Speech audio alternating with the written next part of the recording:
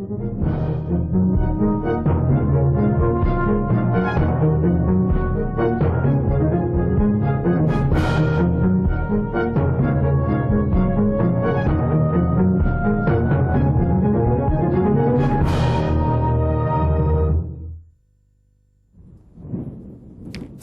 today is Thursday, September 25th of 2014. This is Newsline, and I'm Sandra Hanutsaha. His Royal Highness Crown Prince Maha Vajiralongkorn deputized for His Majesty the King in performing royal duties to mark Mahidol Day.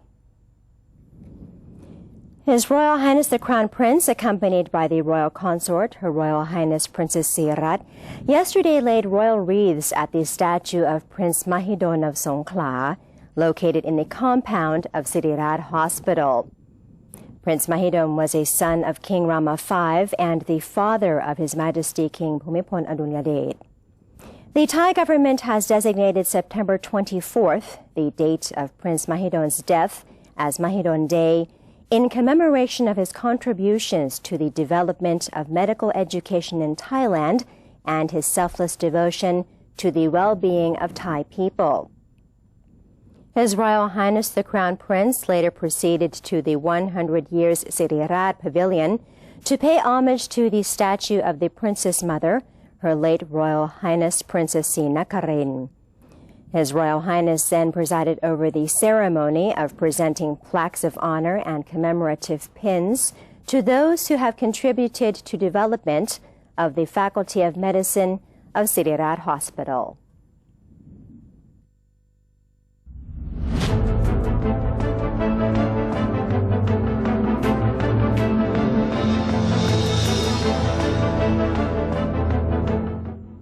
Welcome to today's segment of Thailand Moves Forward, broadcasting live on NBT, and now on to today's headlines. The Prime Minister has stressed the importance of anti-corruption approaches, saying all sectors need to work together in order to eradicate this problem. Prime Minister General Prayut Chan-o-cha has reiterated that the government's anti-corruption policy needs commitment from every sector, and repeated the Cabinet's determination to distribute the budget with transparency and for the clear benefit of the country. He said solutions to corruption need collaboration from everyone, and he, as the Prime Minister, has the responsibility to oversee the operations of Cabinet and the political sector and will bluntly investigate any apparent offense. Meanwhile, the general public is also asked to monitor any corruption suspected in their areas and inform the appropriate institutes or the Damrong Tham Center. Deputy Prime Minister Yonghyut Yuttawong has expressed readiness to tackle social issues such as the improvement of care for the elderly and the disabled, elimination of social gaps, and educational reform. As he has been put in charge of social affairs, Deputy Prime Minister Yonghyut is directly supervising the Ministries of Education, Social Development and Human Security, Science and Technology, and Public Health. He stated that the first thing on his agenda is to push for the establishment of a public organization to oversee the development of technologies for the elderly and the handicapped in hopes of providing the groups with a better quality of life and narrowing social disparities. In terms of community development, Mr. Yonghyut said important databases, such as those related to public health, education, household registration, and water management, will be enhanced so as to ensure a higher efficiency of development projects in each community. The Deputy Premier also cited educational reform as another top priority, insisting that all involved agencies must work collaboratively in order for the goal to be achieved. Since the government is unlikely to be able to bring about concrete changes in Thai education within 1 year, he said the current target is to lay a good foundation for the future. Deputy Prime Minister and Minister of Foreign Affairs General Thanasak Patimaprakarn has received diplomatic representatives of ASEAN countries and the European Union, or EU, who paid him a visit in hopes of strengthening bilateral relations. The ambassadors of Myanmar, Laos, Cambodia, Vietnam, Singapore, Indonesia, and Brunei, as well as the chargé d'affaires of Malaysia and the Philippines, paid a courtesy call on General Thanasak to congratulate him on his new positions as Deputy Prime Minister and Minister of Foreign Affairs of Thailand. On this occasion, General Thanasak clarified to them the government's roadmap towards sustainable democracy and reported progress in the setting up of the National Reform Council, or NRC. As a response, the diplomats voiced understanding of Thailand's situation and acknowledged the need for the country to accomplish the goal of the roadmap in order to create national and regional stability and sustainability. Meanwhile, EU Ambassador to Thailand, Jesus Miguel Sanz, also paid a visit with General Thanasak to discuss bilateral cooperation. The ambassador informed the Thai foreign minister that the EU understood the objective of the roadmap and was willing to bring in specialists to support Thailand in the reform process. The Royal Thai Embassy in Israel has contacted the Ministry of Foreign Affairs of Israel to evacuate Thai workers working in the country due to intense fights between Israel and Gaza. The workers are allowed to take off work. Spokesman of the Thai Ministry of Foreign Affairs, Sekwan Ameti, said there were 38 Thai workers who wanted to move out of the conflict areas. The Thai embassy had requested Israel and the employers, who hired around 4,000 Thai workers in 96 agricultural estates near Gaza, to help evacuate them to a safe place 10 to 20 kilometers far from the conflict areas. There has been no evacuation of Thai workers from Israel yet. Mr. Se confirmed the Thai embassy there closely monitored the situation and took care of Thai people in Israel. President of the National Legislative Assembly, or NLA, Pornphet Vichitcholachai, has indicated a possibility of reducing the monthly payment for former MPs and senators, while affirming that the NLA members will not be entitled to such allowance.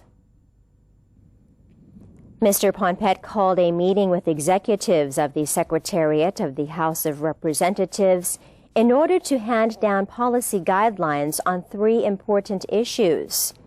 One of them was the continuation of payment from the Fund for Former Parliamentarians, which was previously alleged by some recipients to have been disrupted. The NLA president noted that there is a plan under the Finance Ministry's consideration to amend the Fund for Former Parliamentarians Act, which has been effective since October last year, with a view to decreasing the monthly pay to a more appropriate rate. Nonetheless, he assured no changes will be made to benefit NLA members who are exempted from the allowance by the law.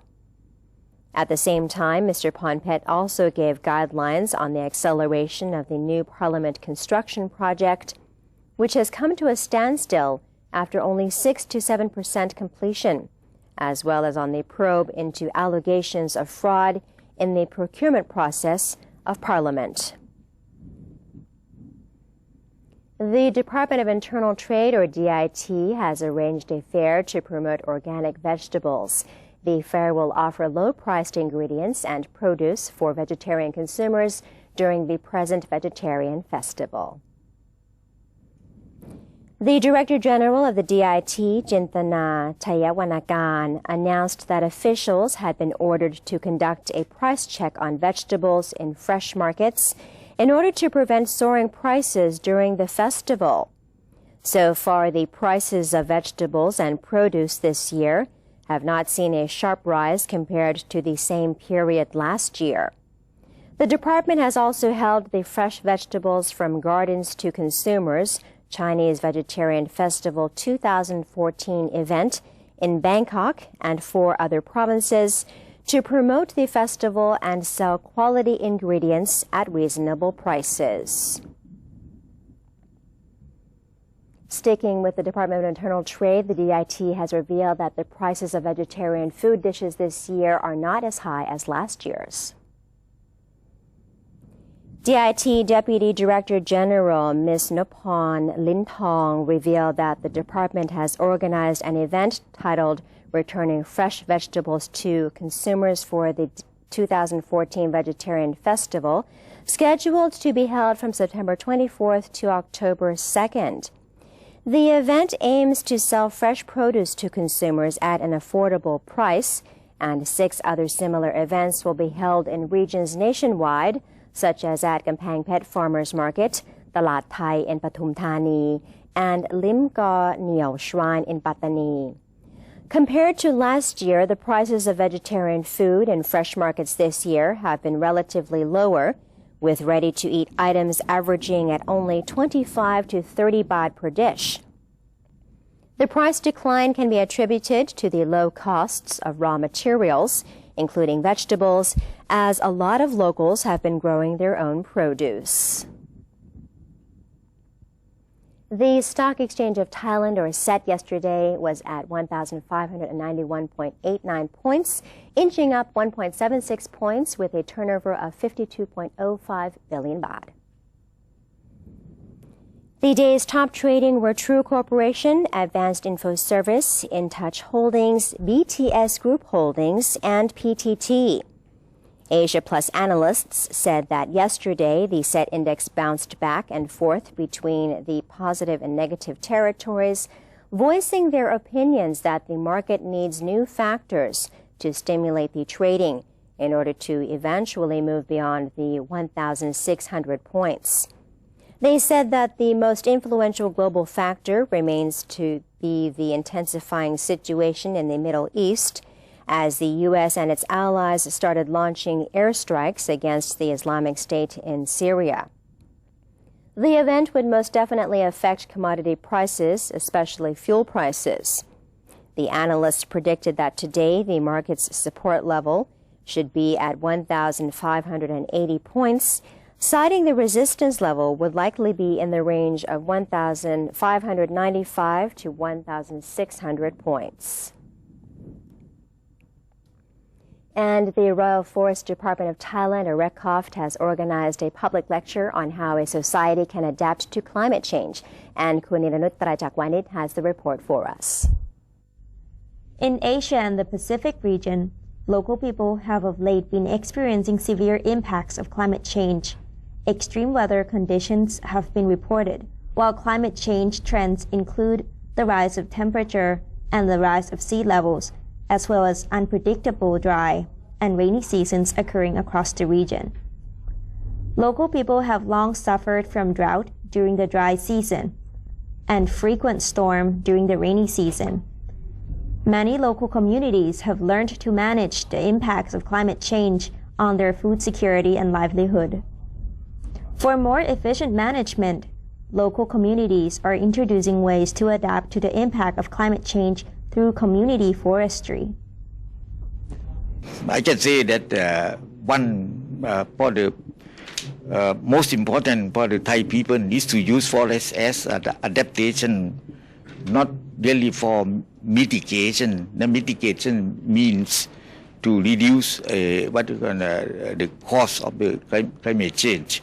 The cost of climate change, I think we know already that the one who make the problem of climate change is the way to use the energy. So we have to save the energy. For myself, I think as working with the villagers, adaptation is more important than mitigation to reduce, because reduce is the responsibility of the industrial sector.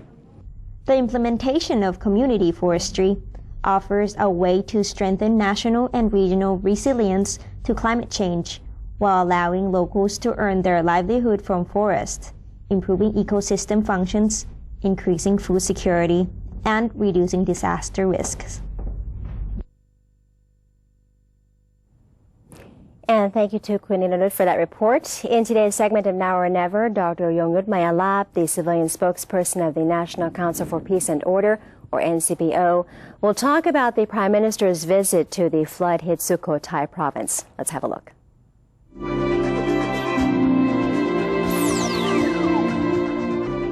Swadikap, welcome to Now or Never.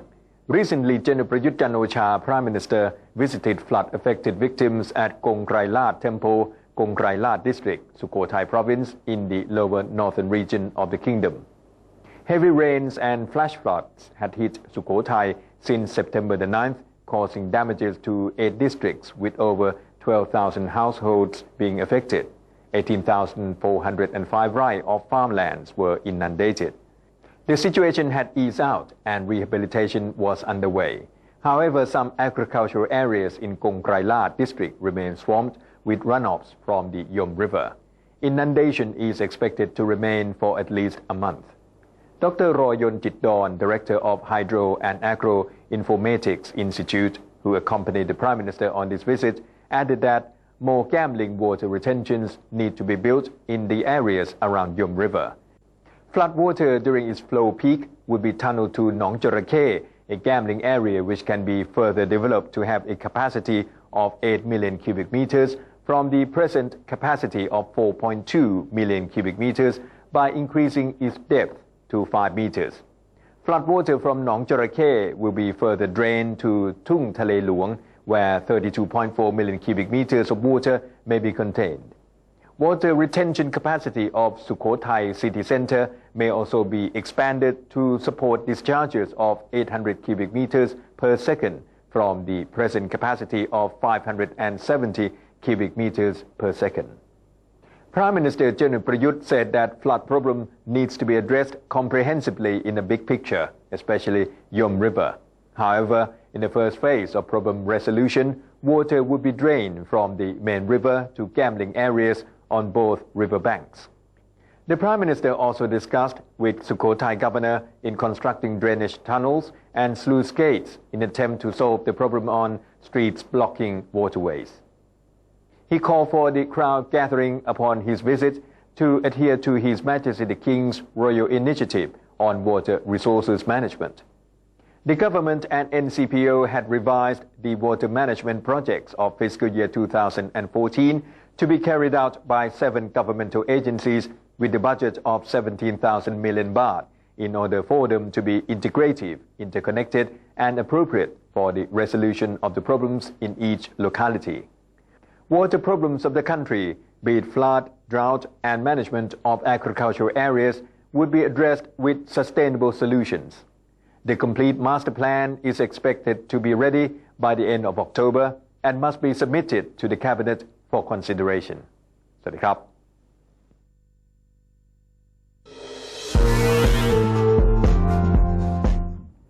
And that's the end of today's edition of Thailand Moves Forward. We're going to take a quick look at the exchange rates and commodity prices and return with the international news.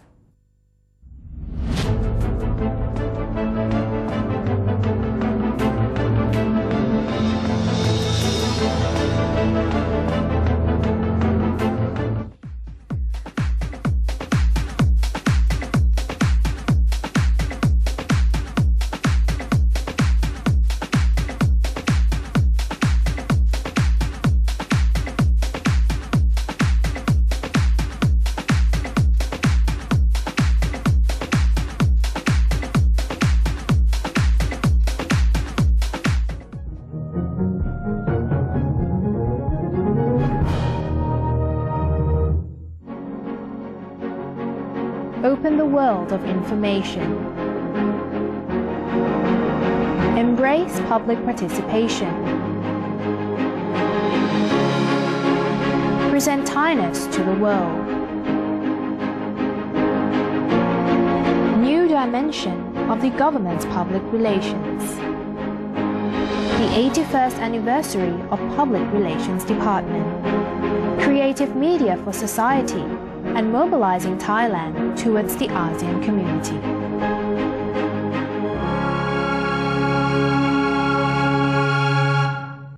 Thai people are born in such a unique place.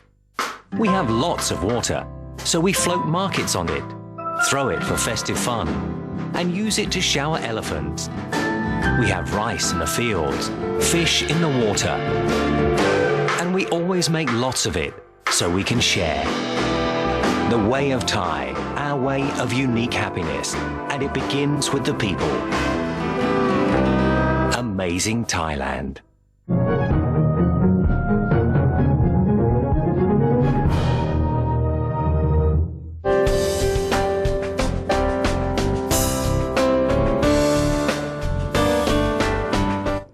Welcome back to Newsline. Algerian militants have released a video that appears to show them beheading Frenchman Hervé Gourdel, who was kidnapped on Sunday, in what the group said was a response to France's action against Islamic State militants in Iraq.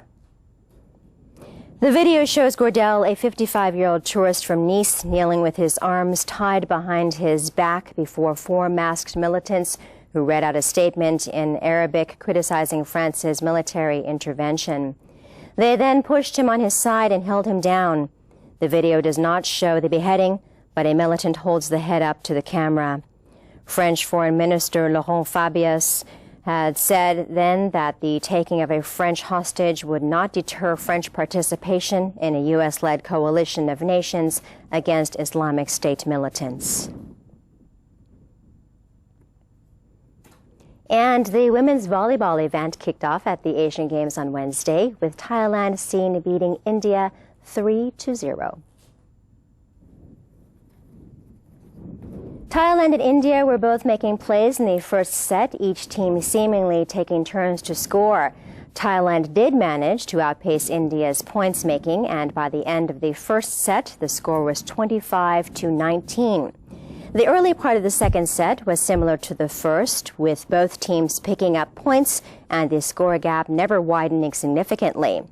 However, Thailand widened the lead as the set progressed and finally triumphed with a score of 25-12. And at the end of the third set, Thailand emerged victorious with a score of 25-19, 25-12, and 25-11. And that's it for today's edition of Newsline. For any comments or suggestions, please feel free to email them to us at newsline.nbt@gmail.com. You can also follow us on Facebook by simply typing in NNT, and you can check out our website at thainews.prd.go.th/newsing. We're going to say goodbye with Japanese Air Forces riding plane-shaped scooters to celebrate the 60th anniversary. Have a good day. I'm Sandra Hanut Saha. Sawadee ka.